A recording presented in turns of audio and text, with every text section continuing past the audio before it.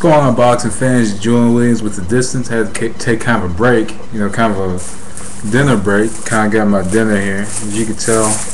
Well, I got my favorite restaurant here. I got my Taco Bell here.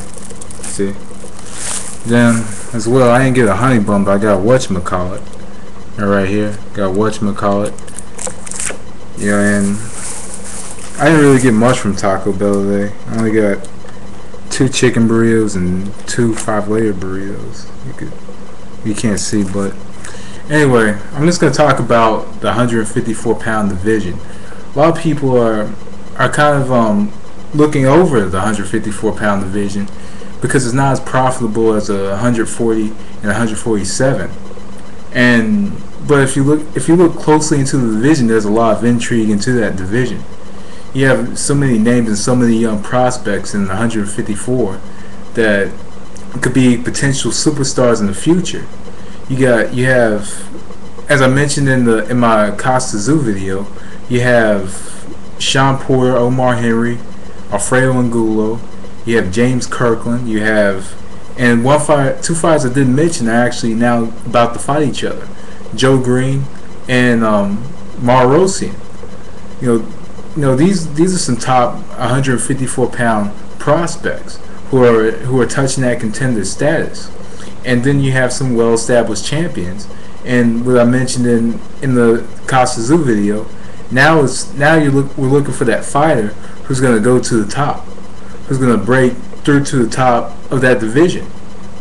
There's a lot of intrigue in this division now, with Paul Williams now having potential to more likely be the top draw in 154 pounds if he doesn't fight Sergio Martinez at 160 again and have a rematch.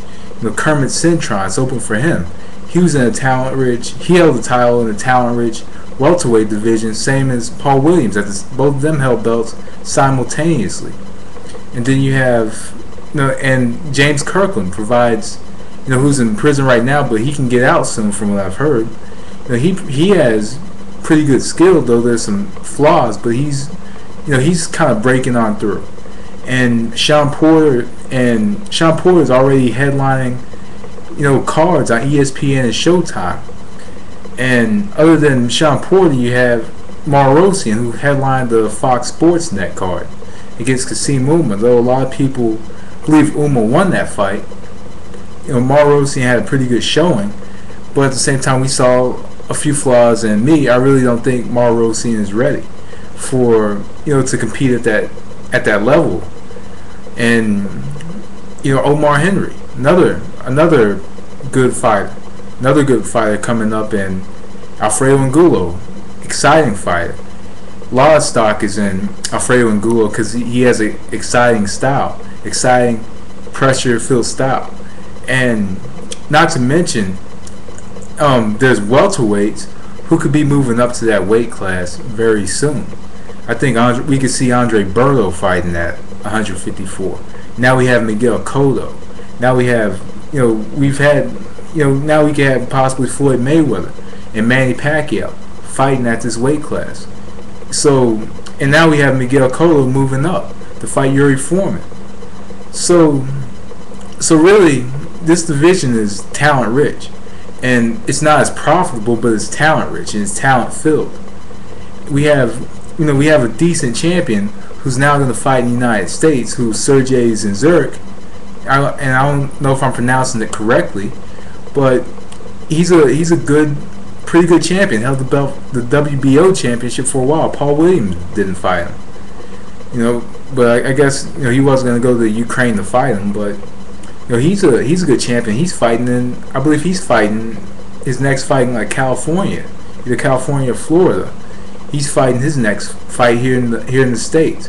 Then there's Yuri Foreman, a decent young champion. I think that he has a lot going for him, and this fight against Miguel Cotto on June 6th is a big test for him. And I think it's a really big fight. There's a lot of people that are overlooking Yuri Foreman, but dude has pretty good skill. He's not the most exciting fighter by any means, by any stretch, but he's a good fighter. And but sometimes his fights are the same. He doesn't really provide the knockout. So now we're gonna see Miguel Cotto against Yuri Foreman, and this is a good test because there are people counting Yuri Foreman out against Daniel Santos. So I'm just making this video to say, hey, we have these 3 straight divisions, 140, 147, and 154. There's money in these divisions, but I think maybe it's not as profitable as welterweight, but I think that 154 has to be the most, under 140 has to be the second most talent-rich division. Because there's more fighters, there's different styles, and stuff like that. But hopefully these fighters come across each other. Hopefully everybody's fighting each other. Like at 140, everybody's starting to fight each other at 140, and hopefully we see that in 154. Maybe we can get a tournament at 154, because we could have a Super 6 at 154 if we wanted to. You could get Paul Williams, Kermit Cintron, you can get Yuri Foreman, possibly Miguel Cotto, you can get Zinzurk, and you could possibly get someone like that's coming up, like Marosian. Get these 6 fighters and have kind of a Super 6 with these fighters. And really, I think that's the route to go. Especially with 154 pounds. You could even throw Corey Spinks in the mix. You could even possibly throw Kasim Uma in the mix. 154 light middleweight is a talent-rich division, and I think a lot of people are overlooking 154. And really, I just think that a lot of eyes really need to be on the light middleweight division. It's not as profitable as the other divisions, but as I mentioned, it's talent rich.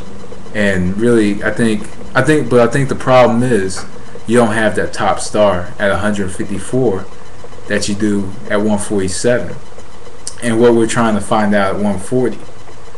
So really, I think that 154, we pretty much need more top contenders fighting each other at that weight class, and Miguel Cotto moving up is a start. So anyway, this is me giving my opinion on that. But anyway, that was The Distance. Thanks for watching. Peace.